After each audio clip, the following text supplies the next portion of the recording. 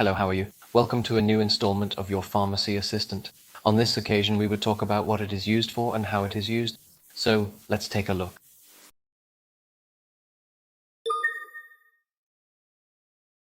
Hey everyone, today I'm bringing you a complete guide on Fluconazole, a powerful antifungal medicine that's changing the way we treat different fungal infections. To start, what is Fluconazole? It's the perfect medicine to fight fungal infections like oral thrush, yeast infections, and even some serious infections that affect the whole body. It's especially helpful for people with weak immune systems, and it's often prescribed when other treatments haven't worked. So, how does fluconazole work? It targets fungal cells, making their structure weak and stopping them from growing. This effectively gets rid of the infection, helping you recover faster. Now, let's talk about dosage and how to take it. This is crucial.